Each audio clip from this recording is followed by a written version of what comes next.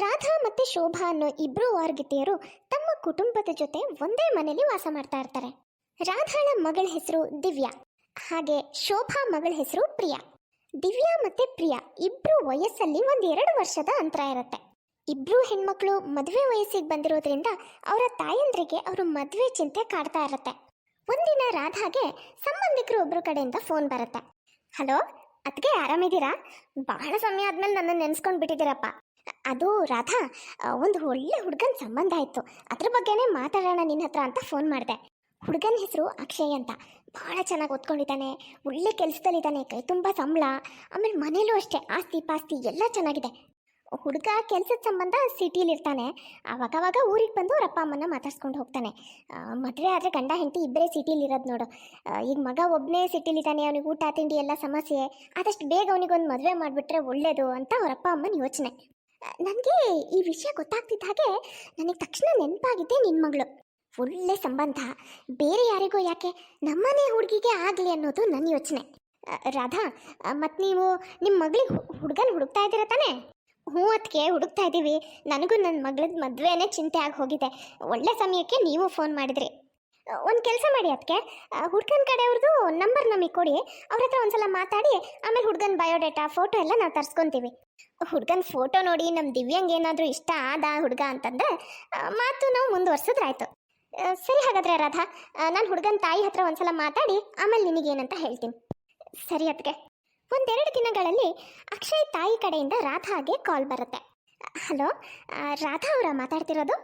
ಹೌದು, ನೀವು ಯಾರು ಅಂತ ಗೊತ್ತಾಗಲಿಲ್ಲ. ನಾನು ಅಕ್ಷಯ್ ತಾಯಿ ಸುಮತಿ ಮಾತಾಡ್ತಿರೋದು. ನನಗೆ ನಿಮ್ಮ ನಂಬರು ಅದೇ ನಿಮ್ಮ ಸಂಬಂಧಿಕರು, ನಿಮ್ಮ ಅತ್ತಿಗೆನೇನೋ ಇದ್ದಾರಲ್ಲ, ಅವ್ರು ನಿಮ್ಮ ನಂಬರ್ ಕೊಟ್ಟಿದ್ದು. ಓಹ್ ಹೌದಾ, ಭಾಳ ಖುಷಿ ಆಯಿತು ನೀವು ಕಾಲ್ ಮಾಡಿದ್ದು. ಚೆನ್ನಾಗಿದ್ದೀರಾ? ಹ್ಞೂ ರಾಧಾ ಅವರೇ, ನಾನು ಚೆನ್ನಾಗಿದ್ದೀನಿ.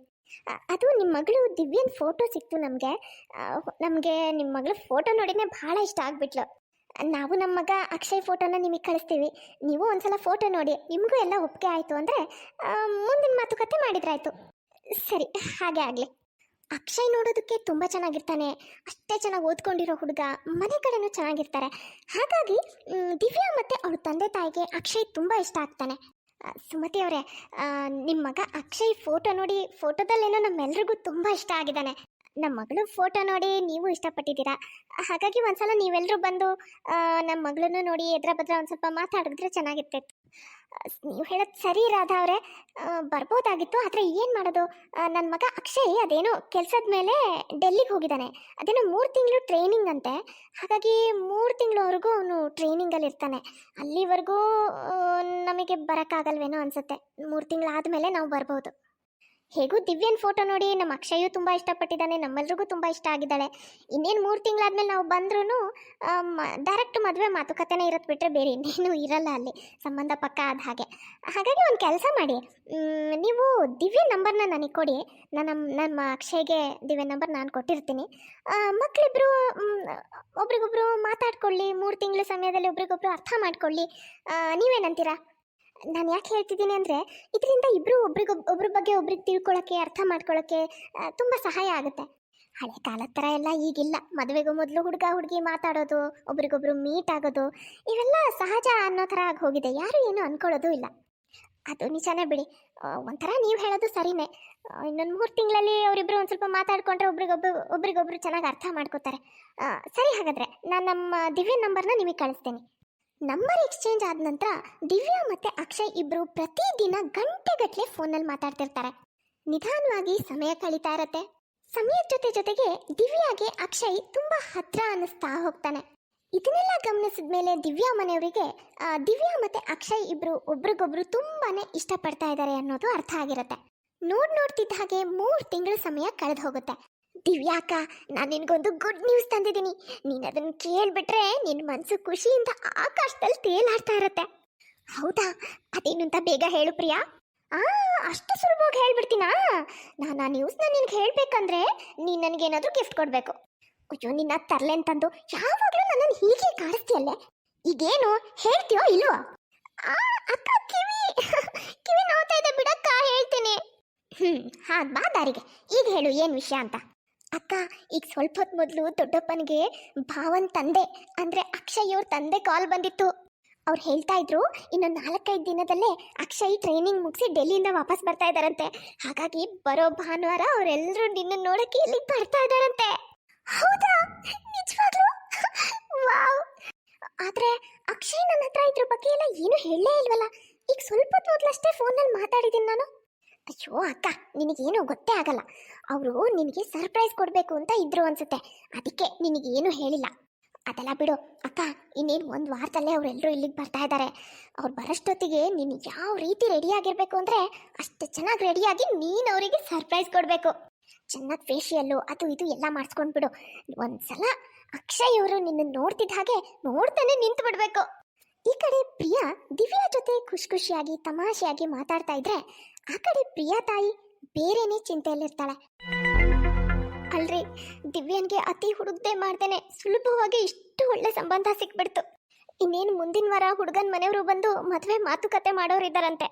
ನಿಮ್ಮ ಅಣ್ಣ ಹತ್ತಿಗೆಗೆ ಸುಲಭವಾಗಿ ಮಗಳು ಮದುವೆ ಚಿಂತೆನೆ ದೂರ ಆಗೋಯ್ತು ನೋಡ್ರಿ. ದಿವ್ಯಂಗ್ ಸಿಕ್ಕ ಹಾಗೆ ಒಳ್ಳೆ ಹುಡುಗನ ಸಂಬಂಧ ನಮ್ಮ ಪ್ರಿಯಾಂಗೂ ಸಿಕ್ಕಿದ್ರೆ ನಮಗೂ ಅವಳು ಮದುವೆ ಚಿಂತೆ ಸ್ವಲ್ಪ ಕಡಿಮೆ ಆಗ್ತಿತ್ತು.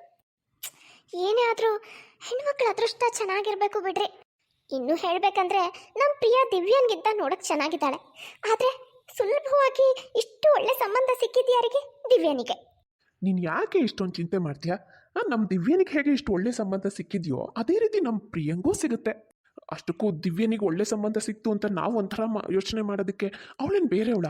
ಅವಳು ನಮ್ಮ ಮಗಳಿದ್ದ ಹಾಗೆ ತಾನೆ. ಹೀಗಿರ್ಬೇಕಿದ್ರೆ ನಿನ್ನ ಮನಸ್ಸಲ್ಲಿ ಯಾಕೆ ಈ ಥರ ಎಲ್ಲ ಯೋಚನೆ ಮಾಡ್ತಾ ಇದೆಯಾ? ಅದು ಹಾಗಲ್ರಿ, ದಿವ್ಯನಿಗೆ ಒಳ್ಳೇದಾಗ್ತಿದೆ ಅಂತ ನಾನು ಹೊಟ್ಟೆ ಉರಿ ಪಡ್ತಾನೂ ಇಲ್ಲ, ಅವಳಿಗೆ ಕೆಟ್ಟದಾಗ್ಲಿ ಅಂತ ನಾನು ಬಯಸೋದೂ ಇಲ್ಲ. ಆದರೆ ಏನು ಮಾಡೋದು, ನಾನು ಒಬ್ಳು ಹೆಣ್ಮಗಳು ತಾಯಿ ಅಲ್ವಾ. ನನ್ನ ಮಗಳು ಹೀಗೆ ಇದ್ದು ಅವಳೆದ್ರಿಗೆ ಇನ್ನೊಬ್ಳು ಹುಡುಗಿಗೆ ಮದುವೆ ಇವೆಲ್ಲ ಆಗ್ತಾ ಇರೋದನ್ನ ನೋಡಿದಾಗ ಏನು ಮಾಡೋದು, ನನ್ನ ಮನಸ್ಸು ಒಂದೊಂದ್ಸಲ ಸ್ವಾರ್ಥಿಯಾಗಿ ಯೋಚನೆ ಮಾಡಿಬಿಡತ್ತೆ. ಹಾಗಾಗಿ ಒಂದೊಂದ್ಸಲ ನನ್ನ ಮನಸ್ಸು ಹೇಗೆ ಯೋಚನೆ ಮಾಡುತ್ತೆ ಅಂದರೆ ಇದೇ ಅಕ್ಷಯ್ ಸಂಬಂಧ ದಿವ್ಯಾ ಬದಲಾಗಿ ನಮ್ಮ ಪ್ರಿಯಾಗ್ ಬಂದಿದ್ರೆ ಎಷ್ಟು ಚೆನ್ನಾಗಿರ್ತಿತ್ತಲ್ವಾ ಅಂತ ಅನಿಸುತ್ತೆ. ನೀನು ಹೀಗೆ ಯೋಚನೆ ಮಾಡೋಕ್ಕೆ ಅಕ್ಷಯ್ ಏನು ಈ ಜಗತ್ತಲ್ಲಿರೋ ಒಬ್ಬನೇ ಹುಡುಗನೇನೆ? ಅಯ್ಯೋ, ನೀನು ನೋಡ್ತಾ ಇರೋ ನನ್ನ ಮಗಳಿಗೆ ನಾನು ಅಕ್ಷಯ್ಗಿಂತ ಚೆನ್ನಾಗಿರೋ ಸಂಬಂಧನ ಹುಡುಕ್ತೀನಿ. ಹಾಗಾಗಿ ನೀನು ಈ ಎಲ್ಲ ಯೋಚನೆಗಳನ್ನ ಬಿಟ್ಟು ಹೋಗಿ ಅದಕ್ಕೆ ಏನಾದರೂ ಸಹಾಯ ಬೇಕಿದ್ರೆ ಮಾಡು. ಹುಡುಗನ ಕಡೆಯವ್ರು ಬರ್ತಾ ಇದ್ದಾರೆ, ಹಾಗಾಗಿ ಏನಾದರೂ ತಯಾರಿ ಮಾಡ್ಕೊಳ್ಳೋದಿರುತ್ತೆ, ಅದರಲ್ಲೆಲ್ಲ ಅವರಿಗೆ ಸಹಾಯ ಮಾಡಿ ಹೋಗು. ಸರಿ ರೀ. ಅಕ್ಷಯ್ ಮನೆಯವರು ಮಾತುಕತೆಗೆ ಬರೋ ವಿಷಯ ಗೊತ್ತಾದಾಗಿಂದನೂ ಮನೆಯವರೆಲ್ಲರೂ ತಯಾರಿಯಲ್ಲಿ ಬ್ಯುಸಿಯಾಗಿರ್ತಾರೆ. 3 ತಿಂಗಳಿಂದ ದಿವ್ಯಾ ಮತ್ತೆ ಅಕ್ಷಯ್ ಇಬ್ರು ಫೋನಲ್ಲಿ ಮಾತಾಡ್ತಾ ಒಬ್ರಿಗೊಬ್ರು ಕ್ಲೋಸ್ ಆಗಿರೋದನ್ನ ಗಮನಿಸಿ ದಿವ್ಯಾ ಮನೆಯವರು ಅಕ್ಷಯ್ ಮನೆಯವರು ಬಂದು ಸಂಬಂಧ ಪಕ್ಕಾ ಮಾಡ್ಕೊಂಡು ಹೋಗೋದಂತೂ ಕನ್ಫರ್ಮ್ ಅಂತ ಅನ್ಕೊಂಡಿರ್ತಾರೆ. 1 ವಾರ ಕಾದ ನಂತರ ಅಕ್ಷಯ್ ಮನೆಯವರು ದಿವ್ಯಾನ ನೋಡೋಕೆ ಅವ್ರ ಮನೆಗೆ ಬರೋ ದಿನ ಬಂದೇ ಬಿಡುತ್ತೆ. ಅಕ್ಷಯ್ ಅವನ ತಂದೆ ತಾಯಿ ಜೊತೆ ದಿವ್ಯಾ ಮನೆಗೆ ಬರ್ತಾನೆ. ಅವತ್ತಿನ ದಿನ ದಿವ್ಯಾ ಚೆನ್ನಾಗಿರೋ ಸೀರೆ ಉಟ್ಟಿರ್ತಾಳೆ, ಒಡವೆ ಹಾಕೊಂಡಿರ್ತಾಳೆ, ಹಾಗಾಗಿ ನೋಡೋಕ್ಕೂ ತುಂಬಾ ಚೆನ್ನಾಗಿ ಕಾಣಿಸ್ತಾ ಇರ್ತಾಳೆ. ಹಾಗೆ ಪ್ರಿಯಾ ಒಂದು ಸಿಂಪಲ್ ಆಗಿರೋ ಸೀರೆ ಉಟ್ಕೊಂಡಿರ್ತಾಳೆ. ಅಕ್ಕ, ನಾನು ಹೋಗಿ ಅಮ್ಮ ಮತ್ತೆ ದೊಡ್ಡಮ್ಮನಿಗೆ ಏನಾದರೂ ಹೆಲ್ಪ್ ಬೇಕಿದ್ರೆ ಮಾಡಿ ಬರ್ತೀನಿ. ಸರಿ. ದಿವ್ಯಾ ತನ್ನ ರೂಮಲ್ಲಿ ಎಷ್ಟೊತ್ತಿಗೆ ಕರೀತಾರೆ ಅಂತ ಕಾಯ್ತಾ ಕೂತಿರ್ತಾಳೆ. ಪ್ರಿಯಾ ಹಾಲ್ನಲ್ಲಿರೋರೆಲ್ರಿಗೂ ತಿಂಡಿನ ಸರ್ವ್ ಮಾಡ್ತಾಳೆ. ಆಮೇಲೆ ಪ್ರಿಯಾ ರೂಮ್ ಒಳಗೆ ಬರ್ತಾಳೆ. ಅಕ್ಕ, ಅಕ್ಷಯ್ ಅವರು ಫೋಟೋದಲ್ಲಿ ಇರೋದ್ರಿಗಿಂತ ನಿಜವಾಗ್ಲೂ ನೋಡೋಕೆ ಎಷ್ಟು ಸ್ಮಾರ್ಟ್ ಇದ್ದಾರೆ ಗೊತ್ತಾ? ಅಯ್ಯೋ, ಅವರು ನೋಡಿ ಒಂದು ಕ್ಷಣ ನನಗೆ ಎಷ್ಟು ಇಷ್ಟ ಆಗ್ಬಿಟ್ರು ಗೊತ್ತಾ? ಕೊಡ್ತೀನಿ ನೋಡಿ ನಿನ್ಗೆ. ಏನ್ ಹೇಳ್ತಾ ಇದೀಯ ನೀನು? ಅಕ್ಕ, ಈಗಲಿಂದನೇ ನೀನು ಎಷ್ಟು ಪಾಸಿಟಿವ್ ಆಗಿದೆಯಾ ನೋಡು ಭಾವನ್ ಬಗ್ಗೆ. ಹೋಗ್ಲಿ ಬಿಡು, ನಾನು ಸುಮ್ಮನೆ ತಮಾಷೆ ಮಾಡಿದ್ದು. ಅಕ್ಕ, ನಿಜ ಹೇಳ್ತೀನಿ, ಭಾವ ತುಂಬಾ ಹ್ಯಾಂಡ್ಸಮ್ ಆಗಿದ್ದಾರೆ. ಪ್ರಿಯಾ ಮಾತು ಕೇಳಿ ದಿವ್ಯಾಗೆ ತುಂಬಾ ಖುಷಿ ಆಗತ್ತೆ. ಅಷ್ಟೇ ಅಲ್ಲ, ಅವಳ ಮುಖ ಎಲ್ಲ ಕೆಂಪಾಗ್ಬಿಡತ್ತೆ. ಸ್ವಲ್ಪ ಹೊತ್ತಲ್ಲಿ ದಿವ್ಯನ್ನ ಎಲ್ಲರೂ ಹಾಲಿಗೆ ಕರೆಸ್ತಾರೆ. ದಿವ್ಯಾ ಬಾಮ್ಮ, ಅಂಕಲ್ ಆಂಟಿಗೆ ನಮಸ್ಕಾರ ಮಾಡಮ್ಮ. ಸ್ವಲ್ಪ ಹೊತ್ತು ಎಲ್ಲರದು ನಾರ್ಮಲ್ ಮಾತುಕತೆ ಆದ ನಂತರ ದಿವ್ಯಾ, ಅಕ್ಷಯ್ನ ಕರ್ಕೊಂಡು ಹೋಗಿ ಮನೆನೆಲ್ಲ ತೋರಿಸ್ಕೊಂಡು ಬಾ, ಮೇಲ್ಗಡೆ ಫ್ಲೋರ್ ಎಲ್ಲ ತೋರಿಸು. ಇದರಿಂದಾಗಿ ನೀವಿಬ್ರು ಒಂದು ಸ್ವಲ್ಪ ಸೆಪ್ರೇಟ್ ಆಗಿ ಏನಾದರೂ ಮಾತಾಡ್ಕೊಳ್ಳೋದಿದ್ರೆ ಮಾತಾಡೋಕ್ಕೂ ಅನುಕೂಲ ಆಗುತ್ತೆ. ದೊಡ್ಡಮ್ಮ, ಅಕ್ಕ ಬಾವನ್ನ ನಾನು ಕರ್ಕೊಂಡು ಹೋಗಿ ಮನೆಯೆಲ್ಲ ತೋರಿಸ್ಕೊಂಡು ಬರ್ತೀನಿ. ಅಕ್ಷಯ್ ಮತ್ತೆ ದಿವ್ಯಾ ಜೊತೆ ಪ್ರಿಯಾ ಕೂಡ ಹೋಗ್ತಾಳೆ. ಭಾವ, ನಾನಿರೋದ್ರಿಂದ ನಿಮಗೇನು ಡಿಸ್ಟರ್ಬ್ ಆಗ್ತಿಲ್ಲ ತಾನೇ? ಡಿಸ್ಟರ್ಬ್ ಆಗ್ತಿದೆ ಅಂದರೆ ಹೇಳಿ, ನಾನು ಹೋಗ್ಬಿಡ್ತೀನಿ. ನೀವಿಬ್ರು ಏನಾದರೂ ಮಾತಾಡ್ಕೊಳ್ಳೋದಿದ್ರೆ ಮಾತಾಡ್ಕೊಂಡು ಆಮೇಲೆ ಬನ್ನಿ.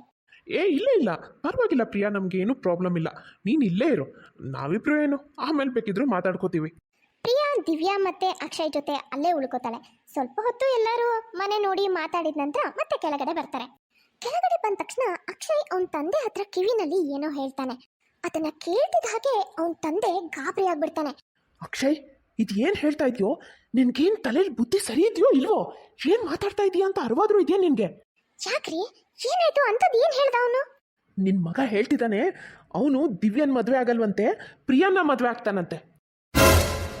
ಏನು, ಪ್ರಿಯನ ಮದುವೆ ಆಗ್ತಾನಂತ? ಆದರೂ ಇದ್ರಲ್ಲಿ ತಪ್ಪೇನೂ ಅನಿಸ್ತಾ ಇಲ್ಲ ನನಗೆ. ಇಬ್ಬರಲ್ಲಿ ಯಾರನ್ನಾದ್ರೇನು, ಒಟ್ಟಿನಲ್ಲಿ ಈ ಮನೆ ಹುಡುಗಿ ತಾನೆ. ನೀವು ಅಮ್ಮ ಮಗನಿಗೆ ಅದು ಏನಾಗಿದೆಯೋ ಏನೋ, ಏನು ಮಾತಾಡ್ತಾ ಇದ್ದೀರೋ ನಿಮಗೆ ಅರ್ಥ ಆಗ್ತಿದೆಯೋ ಇಲ್ವಪ್ಪ?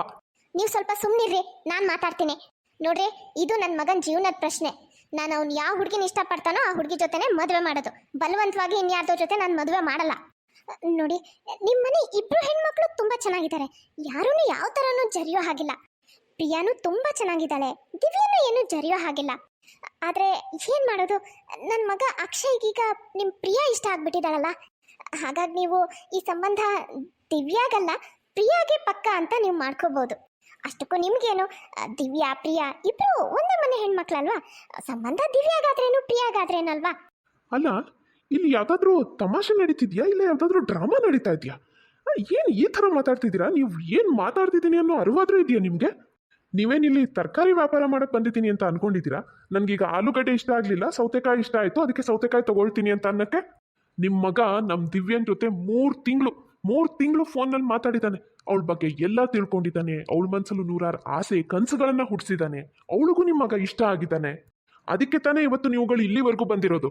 ಇಲ್ಲಿಗೆ ಬಂದ ಮೇಲೆ ನಿಮ್ಗಳಿಗೆ ನಿಮ್ಮ ಮಗನಿಗೆ 3 ತಿಂಗಳಿಂದ ಇದ್ದಿದ್ದ ಸಂಬಂಧ ಒಂದೇ ಸೆಕೆಂಡಿಗೆ ಬೇಡ ಆಯ್ತು. ಈಗ ಒಂದು 10-15 ನಿಮಿಷದ ಮೊದಲು ನೋಡಿರೋ ಪ್ರಿಯಾ ತುಂಬಾ ಇಷ್ಟ ಆಗ್ಬಿಟ್ಲು ಅಲ್ವಾ? ನೀವು ಮಾಡ್ತಾ ಇರೋದು ನಿಮಗೆ ಚಂದ ಅನ್ನಿಸ್ಬೇಕು ಅಲ್ರಿ. ಇನ್ನೂ ಹೇಳ್ಬೇಕಂದ್ರೆ ನಿಮ್ಮ ಮಗ 3 ತಿಂಗಳು ದಿವ್ಯನ್ ಜೊತೆ ಮಾತಾಡಿದಾನೆ.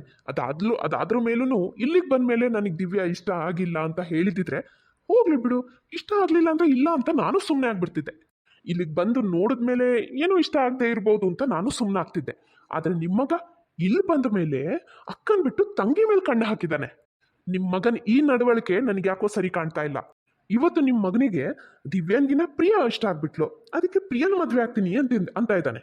ಅದೇ ಇನ್ನು ಸ್ವಲ್ಪ ದಿನ ಬಿಟ್ಟು ಪ್ರಿಯನ್ಗಿಂತ ಚೆನ್ನಾಗಿರೋ ಇನ್ನೊಂದು ಹುಡುಗಿ ಕಾಣ್ಬೋದು. ಅವಾಗ ಅವನು ಪ್ರಿಯಾ ಇಷ್ಟ ಇಲ್ಲ, ಆ ಹುಡುಗಿ ಇಷ್ಟ ಅಂತಾನೆ. ಅವಾಗ ನೀವು ಅಲ್ಲೂ ಸಂಬಂಧ ಬೆಳ್ಸಕ್ ಹೋಗ್ತೀರಾ?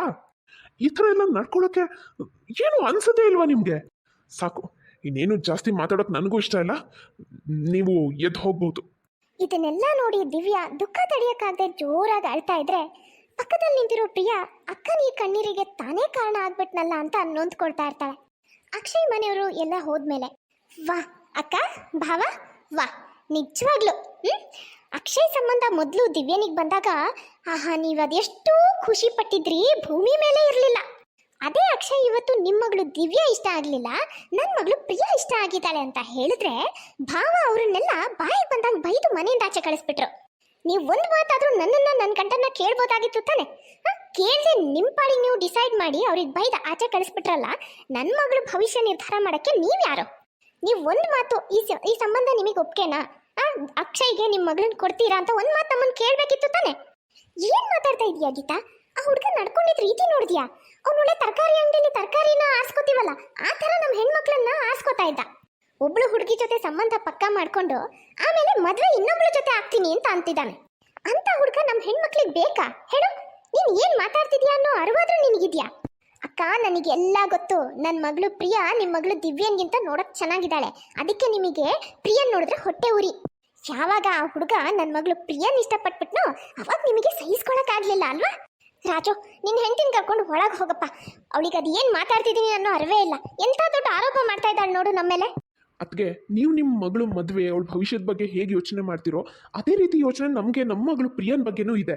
ಅಷ್ಟು ಒಳ್ಳೆ ಸಂಬಂಧ ನಮ್ಮ ಮಗಳು ಪ್ರಿಯನಿಗೆ ಸಿಗ್ತಾ ಇತ್ತು ಅಂದರೆ ಅದ್ರ ಮಧ್ಯದಲ್ಲಿ ನೀವು ಬರೋ ಅವಶ್ಯಕತೆನೇ ಇರಲಿಲ್ಲ. ಅದೇ ಹುಡುಗನ ಸಂಬಂಧ ನಿಮ್ಮ ಮಗಳಿಗೆ ಬಂದಾಗ ನೀವೆಷ್ಟು ಖುಷಿ ಪಟ್ಟಿದ್ರಿ. ಅದೇ ಹುಡುಗ ಈಗ ನಮ್ಮ ಮಗಳನ್ನ ಇಷ್ಟಪಟ್ಲು ಅಂದಾಗ ನೀವು ಯಾಕೆ ಹೀಗೆ ನಡ್ಕೋಬೇಕಿತ್ತು? ನನ್ನ ಹೆಂಡತಿ ಹೇಳ್ತಾ ಇರೋದ್ರಲ್ಲಿ ಏನೂ ತಪ್ಪಿಲ್ಲ, ಅವಳು ಸರಿಯಾಗಿ ಹೇಳ್ತಾ ಇದ್ದಾಳೆ. ಚಿಕ್ಕಪ್ಪ, ಚಿಕ್ಕಮ್ಮ, ನೀವು ಪ್ರಿಯನ್ ಮದುವೆನ ಅಕ್ಷಯ್ ಜೊತೆನೇ ಮಾಡಿ. ಇದರಿಂದ ನನಗೆ ಯಾವ ಬೇಸರನೂ ಇಲ್ಲ. ಅಪ್ಪ ಅಮ್ಮನಿಗೂ ನಾನೆಲ್ಲ ತಿಳಿಸಿ ಹೇಳ್ತೀನಿ. ಅಮ್ಮ, ಅವರೇ ಎಲ್ಲ ಒಪ್ಕೊಂಡು ಅಷ್ಟು ಇಷ್ಟಪಟ್ಟಿರುವಾಗ ನೀನು ಯಾಕಮ್ಮ ಮದುವೆ ಮಾತಾಡ್ತೀಯಾ? ಸುಮ್ಮನೆ ಇದ್ಬಿಡು. ಅಕ್ಷಯ್ಗೆ ನಿಜವಾಗ್ಲೂ ನನಗಿನ್ನ ಪ್ರಿಯಾ ತುಂಬ ಇಷ್ಟ ಆದ್ಲೋ ಏನೋ. ಪ್ರಿಯನ್ ಜೊತೆ ಅವರು ತುಂಬ ಚೆನ್ನಾಗಿ ಇರ್ಬೋದಲ್ವಾ ಮುಂದೆ. ಅವ್ರು ಪ್ರಿಯನ್ ಬಿಟ್ಟು ಇನ್ನೊಬ್ಳು ಹುಡುಗಿನ ನೋಡ್ತಾರೆ, ಈ ಥರನೇ ನಡ್ಕೋತಾರೆ ಅಂತ ನಾವು ಯಾಕೆ ಅನ್ಕೊಳ್ಳೋಣ? ಪ್ರಿಯಾ ಮತ್ತೆ ಅಕ್ಷಯ್ ಮದುವೆ ಆಗಲಿ ಬಿಡಮ್ಮ. ನೀವೆಲ್ಲರೂ ನಿಮ್ಮ ಮನಸ್ಸಿಗೆ ಬಂದ ಹಾಗೆ ವಾದ ಮಾಡ್ತಾ ಇದ್ದೀರಾ ಬಿಟ್ಟರೆ ಯಾರು ನನಗಿಷ್ಟ ಇದೆಯಾ, ನನಗೆ ಅಕ್ಷಯ್ನ ಮದುವೆ ಆಗಕ್ಕೆ ಇಷ್ಟ ಇದೆಯಾ ಅಂತ ಒಂದು ಮಾತಾದ್ರೂ ಕೇಳ್ತಾ ಇದ್ದೀರಾ? ನೋಡಿ, ಈ ಜಗತ್ತಲ್ಲಿ ಅಕ್ಷಯ್ನ ಬಿಟ್ರೆ ಬೇರೆ ಯಾವ ಹುಡುಗನೇ ಇಲ್ಲ ಅಂತ ಆದ್ರೂ ಕೂಡ ನಾನು ಮಾತ್ರ ಯಾವ ಕಾರಣಕ್ಕೂ ಅಕ್ಷಯ್ನ ಮದುವೆ ಮಾಡ್ಕೊಳಕ್ ಒಪ್ಕೊಳ್ಳಲ್ಲ. ದೊಡ್ಡಪ್ಪ ದೊಡ್ಡಮ್ಮ ಹೇಳಿದ್ದು ಸರಿಯಾಗೇ ಇದೆ. ಇವತ್ತು ನನಗೋಸ್ಕರ ಅಕ್ಕನ ರಿಜೆಕ್ಟ್ ಮಾಡಿದವನು ಮುಂದೊಂದು ದಿನ ಇನ್ನೊಬ್ಳಿಗೋಸ್ಕರ ನನ್ನನ್ನು ರಿಜೆಕ್ಟ್ ಮಾಡ್ತಾನೆ. 3 ತಿಂಗಳು ಅಕ್ಕನ ಜೊತೆ ಅಷ್ಟು ಚೆನ್ನಾಗಿದ್ದು, ಅಷ್ಟೆಲ್ಲ ಮಾತಾಡ್ಕೊಂಡು ಅಷ್ಟು ಚೆನ್ನಾಗಿ ಅರ್ಥ ಮಾಡ್ಕೊಂಡು ಇದ್ದವನು ಒಂದೇ ಒಂದು ನಿಮಿಷಕ್ಕೆ ಅಂಥ ಅಕ್ಕನ್ ಬಿಟ್ಟು ನನ್ನನ್ನು ಮದುವೆ ಮಾಡ್ಕೊಳಕ್ ರೆಡಿ ಆಗ್ಬಿಟ್ಟ. ಇಂಥ ಗಂಡು ಮಕ್ಕಳನ್ನ ನಂಬಿ ಅವ್ರ ಮದುವೆ ಆಗಿ ಯಾರಾದ್ರೂ ಹೆಣ್ಮಕ್ಳು ಜೀವನ ಮಾಡೋದಾದ್ರೂ ಹೌದಾ? ಇಂಥವ್ರೆಲ್ಲ ಯಾವ ಕ್ಷಣದಲ್ಲಿ ಬೇಕಾದ್ರೂ ಕೈ ಕೊಟ್ಟು ಹೋಗ್ಬೋದು. ನನಗಂತೂ ಯಾವ ಕಾರಣಕ್ಕೂ ಇಂಥ ಫ್ರಾಡ್ ಗಂಡು ಹುಡುಗರ ಜೊತೆ ಮದುವೆ ಮಾಡ್ಕೊಳಕ್ ಇಷ್ಟ ಇಲ್ಲ. ನೀವುಗಳು ಹೋಗಿ ಹೋಗಿ ಅಂಥ ಹುಡುಗನಿಗೋಸ್ಕರ ಜಗಳ ಆಡ್ತಿದ್ದೀರಲ್ಲ, ಆ ಮನೆ ನೆಮ್ಮದಿನ ಹಾಳು ಮಾಡ್ಕೊಳ್ತಾ ಇದ್ದೀರಲ್ಲ, ನಿಮಗೇನು ಹೇಳಬೇಕು? ಇದನ್ನೆಲ್ಲ ಇಲ್ಲಿಗೆ ಬಿಟ್ಟು ಮೊದಲಿನ ಥರ ಖುಷಿಯಾಗಿರಿ. ಪ್ರಿಯ ಮಾತು ಕೇಳಿದ್ಮೇಲೆ ಅವಳ ತಂದೆ ತಾಯಿಗೂ ತಾವು ನಡ್ಕೊಂಡಿದ್ದ ರೀತಿ ತಪ್ಪು ಅಂತ ಅನ್ಸುತ್ತೆ. ಅಕ್ಕ, ಭಾವ, ದಯವಿಟ್ಟು ನಮ್ಮನ್ನ ಕ್ಷಮಿಸ್ಬಿಡಿ. ನಿಜ, ನೀವೆಲ್ಲರೂ ಹೇಳಿದ್ದು ನಿಜ. ಇಂಥ ಹುಡುಗನ ಸಂಬಂಧ ಬರೀ ನಮ್ಮ ಹೆಣ್ಮಕ್ಳಿಗಷ್ಟೇ ಅಲ್ಲ, ಯಾವ ಹೆಣ್ಮಕ್ಳಿಗೂ ಬೇಡ. ಸುಮ್ಮನೆ ಅಂಥವ್ರ ವಿಷಯಕ್ಕೆ ನಾವುಗಳು ಜಗಳ ಆಡಿ ಬೇಜಾರು ಮಾಡ್ಕೊಂಡಿದ್ದಾಯ್ತು. ಇದನ್ನೆಲ್ಲ ಇಲ್ಲಿಗೆ ಬಿಟ್ಬಿಡೋಣ. ಮೊದಲಿನ ಥರ ಖುಷಿಯಾಗಿರೋಣ. ನಮ್ಮ ಹೆಣ್ಮಕ್ಳಿಗೆ ಒಳ್ಳೆ ಸಂಬಂಧ ಹುಡ್ಕೋಣ.